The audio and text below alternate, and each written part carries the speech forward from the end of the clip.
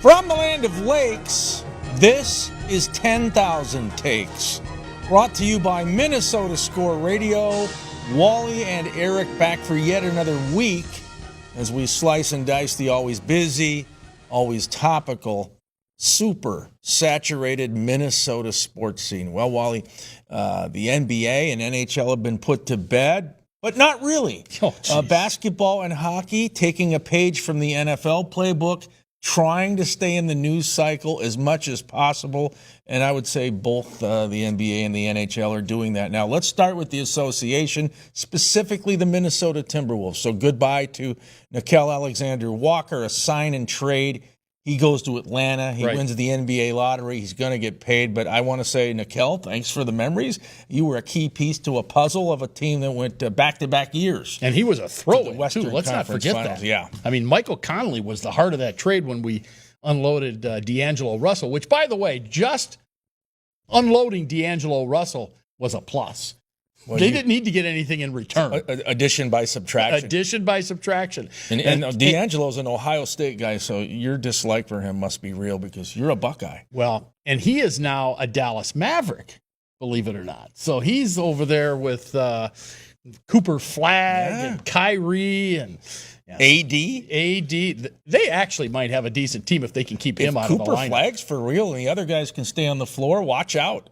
Yeah, well, keep D'Lo out of the lineup. They'll be fine. But my point is that they got Nickeil Alexander-Walker as kind of an extra guy in that deal. They wanted Michael Conley, who has been terrific for the Timberwolves, but who is, getting up there in years. And you saw him take a step back this past season. I think you're going to see that again this coming season. So to me, so they re-signed Julius Randle. They re-signed Naz Reid. What's next? I mean, do you not think that they have to go out and find somebody else to play the point? I mean, is that, and they're not going to be able to do it through free agency. They don't have enough money. They just spent $225 million on those two guys. I think with Tim Conley, what we've seen in his, 3 years here in Minnesota, the blockbuster tsunami-like trade is always possible. I mean, he got rid of Cat to New York just before the regular season last year. And then the Rudy G thing with Utah where he gave up a boatload of picks to get Rudy Gobert. So I think anything's in play. They're probably trying to figure out what kind of a point guard they could go after. How much would they give up? But I think anything is possible with the Timberwolves. And what's going to be interesting now, and I truly believe Glenn Taylor was in it to win it. Didn't always make the right decisions, but I never questioned Glenn's monetary commitment. That goes back to KG when he signed into a then record deal. These guys, I believe, are in it to win it too. They're going to come from a different mindset. Glenn's a business guy. He's a billionaire. A-Rod played for the New York Yankees. The expectation level when you put on the pinstripes is World Series or bust. 27 World Series championships. So that's his thought process. So I think they're going to be bound and determined to make this thing work and get a title in Minnesota, which is good for the fan base. Yeah, well, it is good. And, what they're going to do and how they're going to do it and how they wiggle around the salary cap issues that they are going to have going forward with these guys, that remains to be seen. That's Tim Conley's job. That's why they're paying him what they're paying. $44 million. Yeah, they pay him a lot. He gets Roger Goodell money. He gets Roger Goodell type money to figure out this puzzle. And I still think that they're going to have to do something. I know they have Rob Dillingham. I know they have Michael Conley. But I think that I don't think that Tim Conley's going to sit on his hands between now and October 1st. They're going to do something. Well, and also they can't because the gold bar in the Western Conference happens to be the best team in the NBA, Oklahoma City. And then there's a lot of other very good teams in the conference. So Minnesota has to find a way to get better. Yeah, and you can't – you can say, well, Anthony Edwards can bring the ball down the floor. He can run the point, and he could.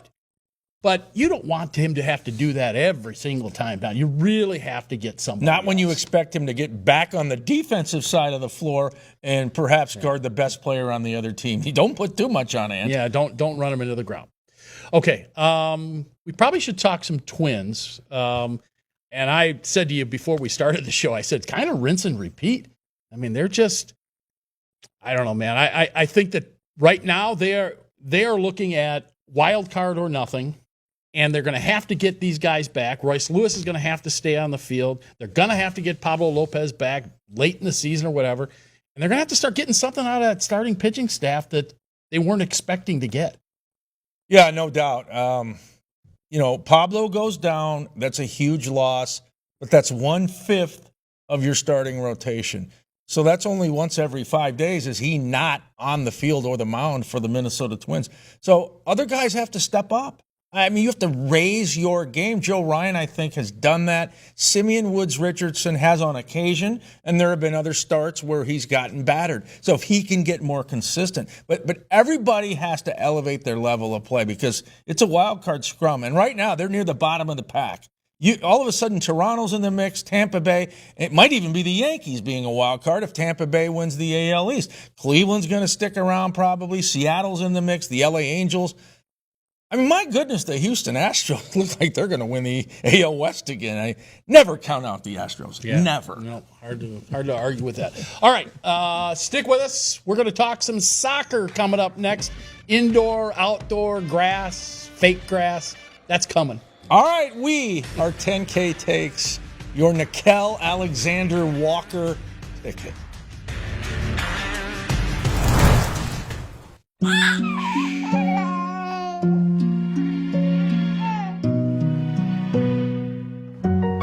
Seeing clearly matters.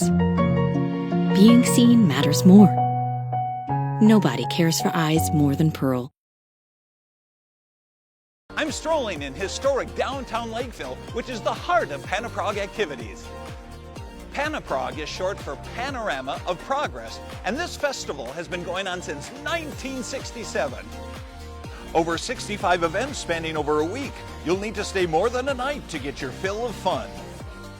Panaprog offers a wide variety of events and activities for all ages. Panaprog is a celebration of all things local. Plan your trip at visitlakeville.org. What's up, buddy? Left-hand side. I've seen some tough lies before. Batia. With a shot. Look at the shot. Yes! Kucher! Straight up in the air. The reaction. Get out of here, Sanneh. How sweet it is. There it is. The drought is over. I'm gonna fuck out.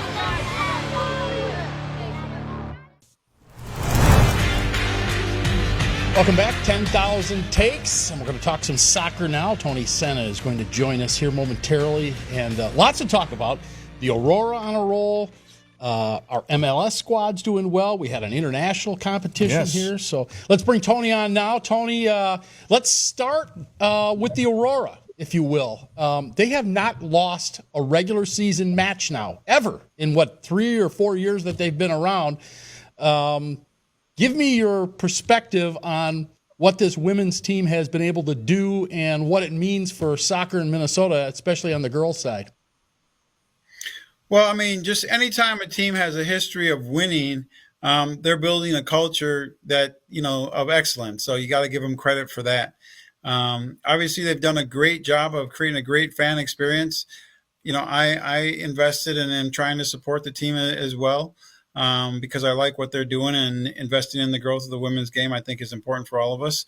And so they got a great brand, great game experience over there at Viking Lake. And anytime winning becomes normal, you become top tier. And I think you start expecting it. And when you start expecting it, it normalizes it. So it's a great way to start an organization. Yeah, and certainly female sports right now exploding, Tony, basketball, hockey, soccer, etc. I was in Kansas City last week. I saw the brand new home of the Kansas City Current. That's the highest level of U.S. women's soccer and the only professional stadium for women, I'm told, on the globe. And I hear Denver might even start building one down the road. So is Minnesota that far away from elevating their women's soccer team to the highest level? That's a complicated question. I think the Aurora would like to be able to move up, but anytime you move up from sort of amateur to, soccer's exploded now. It's not like it's a hefty fee, 50 to 100 million for a franchise fee to get in there. So, they're going to be costing more than, the early on Major League Soccer ones did. So it becomes competitive. And a personal thing is it's hard to do it if you don't own a stadium. And if we brought pro women's soccer here, they would need a bigger venue than Vikings Lakes, because I think they would average, somewhere between 12 and 18,000. And so the question is, what kind of partnership could they get with Minnesota United, or would Minnesota United partner or invest in them? So that's to be seen. Around the league, it's incredible watching the growth of the game. And I think I saw some stats that by like 2030, it will be the sixth major sport in America, women's soccer. Wow. Where do the Aurora rank as far as the skill level compared to that NWSL, I believe it is called, the highest league in women's soccer in the U.S.? Where are we at? Where they're playing, where the Aurora are playing now, as opposed to that top league? Well, I think the Aurora are pre-professional, so it's a lot of people still in college, training, keeping their eligibility and playing. And the NWSL is, the World Cup stars all over the world, and people that are doing it strictly for a career and making it for a living. So I think there's still quite a bit of jump there to do it, and that's because the women's game has grown so far, and so the top level players in the world are incredible, and that's why their franchises cost a lot, and that's why they get paid a lot of money. But I think the most important thing is the fan experience that the Aurora is bringing to the Minnesota community, and winning. And I think if they find ways to keep moving up, or just be a great fan experience always, it's great. The St. Paul Saints have a great product, and they have for years, and they found a way to partner with the Twins now. And it was just different, right? It was always different than the Major League team, but it was still a great experience, and you could still come and learn a lot about baseball and enjoy it, and it's entertainment at the end of the day. All right, Tony, so the World Cup is coming to the U.S. next year. What we had in the Twin Cities on Sunday was this CONCACAF match, and Team USA won in a shootout. You were there. Tell me about the grass surface, because soccer players refuse to play on field turf. They want the real stuff, au naturel, grass. What did it look like to you? So it looked pretty good, actually, for a field that was brought in like 4 or 5 days before. And from what I hear, they're already starting to grow, the best grass in the world for World Cup next summer. So they're importing the grass, putting it down, and they're actually taking it back up and keep growing it and synthesizing it. But can I ask you a personal question? Do you golf? Very rarely, but on occasion. Okay. Would you ever golf on a turf golf course? Absolutely not. I don't like playing flag football on it. All right. So that's kind of where we are for the purists of the game. But we understand in cold weather, and turf's gotten much better and better. But, when you play, and, I think the turf can be harder on your body, damage your game, and it's just not as pure. I do think in 50 years, you'll see a lot of professional teams with turf, because it's just moving that direction, and it's getting better and better. But this turf felt really good. It held together fine. They played 2 games in one day after putting it down, only after 1 week. So technology is doing great, and it's great to be able to put something like that in the stadium and still get, be able to expand the amount of spectators that can come.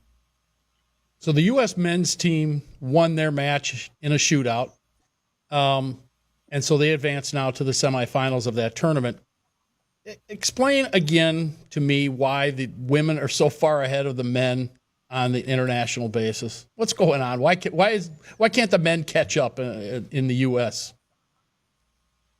Well, I think it's because, one, the women are just really good, and I think the different question is, the women are constantly in the top, let's just say 3 teams in the world all the time, right? Yeah. And no matter what, that's just hard to do.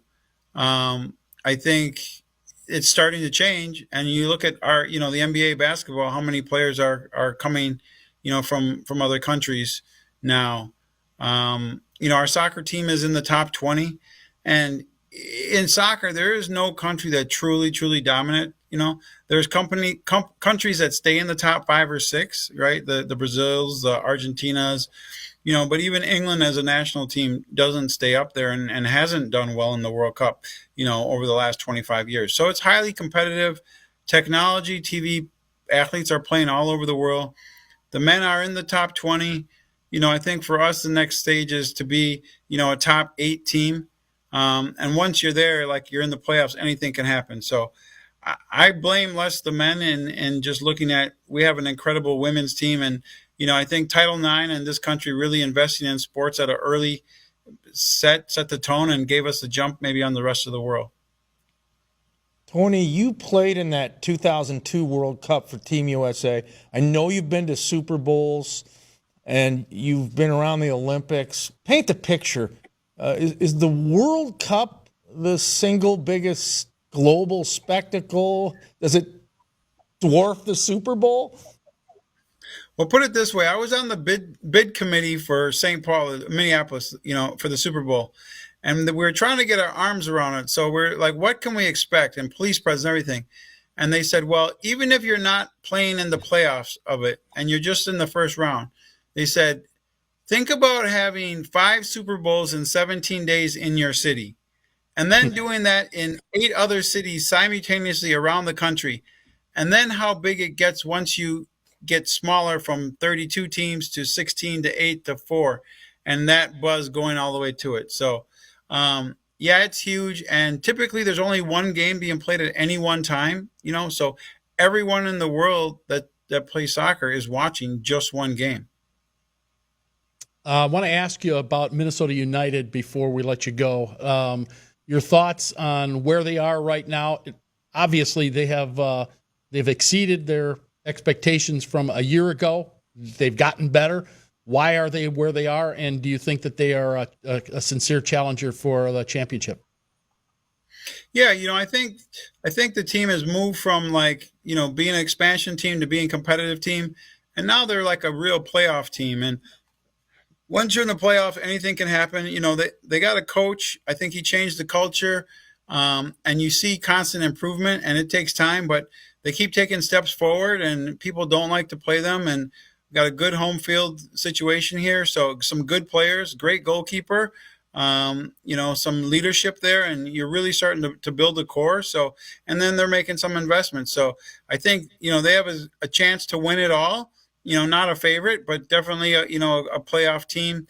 You expect to see them in the conference semifinals if they keep it up. And if they can keep some of this young group together for a couple of years and, add one special player here or there, I think then they could be a title contender. All right. And Tony, quickly give your camps and your foundation a plug. You do a lot for the Twin Cities. Yeah, so we have over 120 free soccer camps all over the Twin Cities. SannehFoundation.org. Go on there, look at camps, free soccer camps, basketball camps, and I've added pickleball camps. So if you're looking for something to do in the summer free of cost, that's my jam now, pickleball. So come find me on the court. And I hope you play it on natural grass. Just kidding. Only clay. Only pickleball and clay. No. See you, Tony. Thanks, Tony. All right, thank you. He is Tony Sanneh, talking soccer with us here on 10,000 Takes. We'll be back with more after this timeout. Stay with us. What's up, buddy? Left-hand side. I've seen some tough lies before. Batia. With a shot. Look at the shot. Yes! Kucher!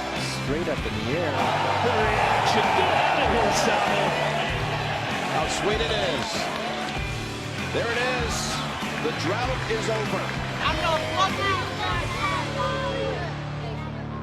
I've been meaning to give you these for many years. I think they're perfect.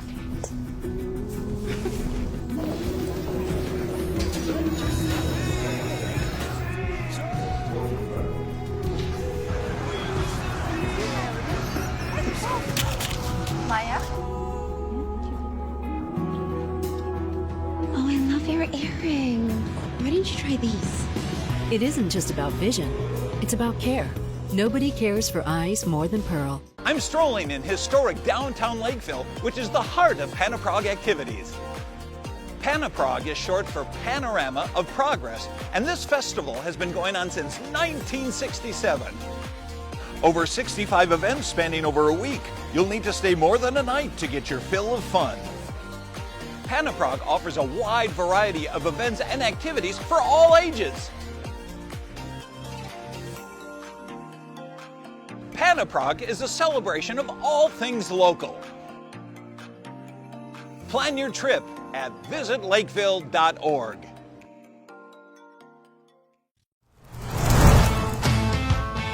We are. Minnesota scores 10,000 takes. So I want to get your take. I already know what it is.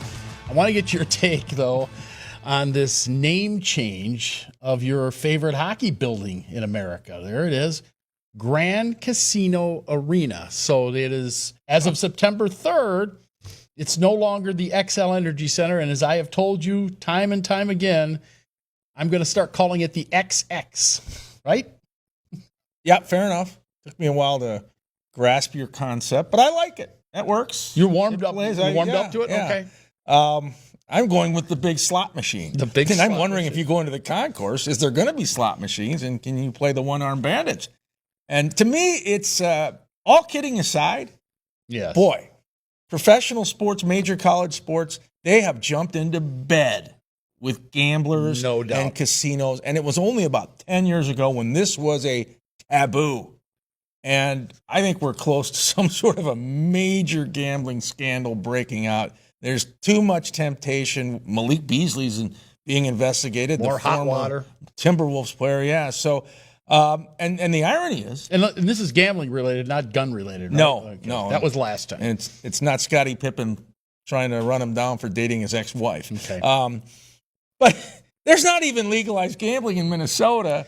Well, so, Well, but what you're getting here, though, is sports betting, I should say. Yeah, right. But this is what you're getting. Grand Casino's getting ahead of the game. And I think if you read between the lines of what their CEO said when they announced this deal, that the XL Energy Center, the XX, when they made that decision, their CEO came out and said, hey, we're trying to stay ahead of the game now. So what do you think that means? That means they know that legalized sports betting is coming to Minnesota at some point in the not-too-distant future, and they want to have the biggest casino anywhere known to mankind, and it's called the Grand Casino Arena, formerly the XL Energy Center, the XX. They're staying ahead of it. Believe me, that's what's coming up, man. Well, yeah, because that's where we're going. That's why these pro leagues, when the gambling laws started to change and legalized sports betting popped up in a lot of states around the U.S., finally, I think it was the NBA might have been the first one. They waved the white flag. They said, instead of fighting this, we're gonna jump in and be part of it. And now everybody is. Okay, so if the Minnesota Wild ever win that coveted, that elusive Stanley Cup, I've got a headline for you. Wild wins the jackpot. Oh, very good. Okay. There are going to be a lot of those cliches. We get about 2 years to do it, and then they'll get old. Yeah. Headline writers for the Star Trib and for the Pioneer Press, get ready because you got a whole new slew of, items to throw in there. They roll sevens, or as you just said, they hit the jackpot. Or they come up lemons like they often do in round one of the playoffs. Yes.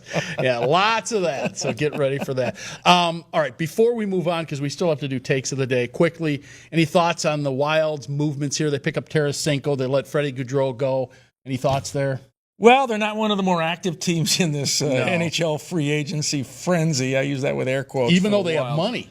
They do have money. They have no more excuses now. Zach Parise, Ryan Suter off the books, those two 13-year deals that were worth millions upon millions that they always said hampered their efforts to bring in other players.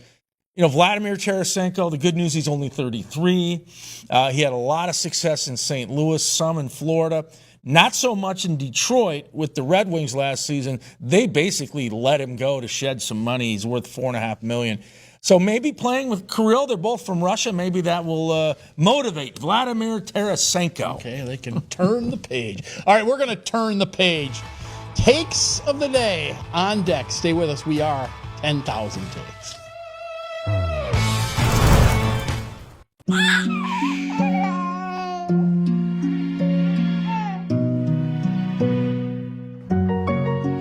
clearly matters. Being seen matters more. Nobody cares for eyes more than Pearl.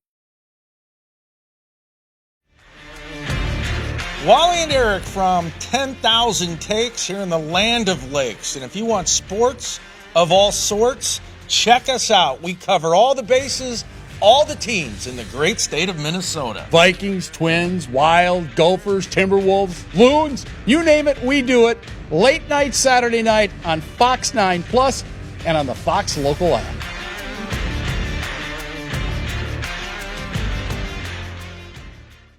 Finding the ideal place to stay is important for business travelers. Lakeville, Minnesota is conveniently located off I-35, just south of the Twin Cities with a variety of hotel choices. Lakeville offers convenient amenities such as shopping, walking trails, golf, and more. Our unique meeting spaces, historic downtown, live music, and over 60 dining options are sure to impress. Book your next stay in Lakeville and experience convenience, comfort, and quality. Find your perfect hotel at visitlakeville.org.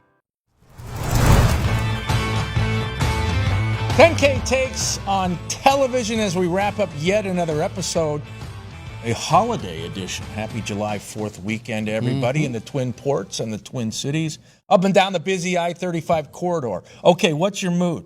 Are you a happy camper or a cranky Yankee, angry American? You can't be unhappy on July 4th, can you? Well, I could be a Yankee of some kind, I suppose. A Yankee Doodle Dandy? Yeah. All right. Well, as you know, your Minnesota Lynx played the Indiana Fever Tuesday night, Target Center, for the Commissioner's Cup, another one of those prefabbed type of in-season tournaments that mean absolutely nothing. Oh, by the way, the Lynx won it last year. They got a banner for it. They got the banner for it. So, yeah, it's whatever. But that having been said, how many folks bought tickets to that game thinking that they were going to see the golden child, Caitlin Clark? Well, Caitlin Clark did not play for the Indiana Fever against your Minnesota Lynx in that game. And look, I do not blame the head coach of the Indiana Fever. I do not blame Caitlin Clark. It's meaningless. If you're ticked off because you bought a ticket thinking you were going to see Caitlin Clark play, well, then you didn't read between the lines. You didn't read the headlines that she had been hurt. And she had been out for what? Over a week. It was a week and a half almost that she had been hurt and sitting out. She did practice a couple days beforehand, but no Caitlin. And so what? You should have just enjoyed the game and said, thank you very much, Minnesota Lynx. Yeah, they are the top team in the WNBA. Yes, let's check the mood meter. He's a sarcastic Sam. All right. Fair enough. Yeah. You don't want to injure the golden child. No, you can't. A meal ticket. She is the meal ticket of the WNBA. Okay, well, my take of the day. So when I was in Kansas City watching the Dodgers and the Royals last weekend at the K, I took a side trip to the old Kemper Arena, which is now called Hy-Vee Arena. It's right on the Missouri-Kansas border on the Missouri side. That photo looks like it's on fire. Well, you know what? It kind of is because they did some cool things with it. Instead of tearing it down, it's been repurposed as a hub for youth sports. They had travel basketball going on inside when I walked in, some teams from Minnesota all over the Midwest. But my point is, at one time was the home of the NBA's Kansas City Omaha Kings, right, who went to Sacramento.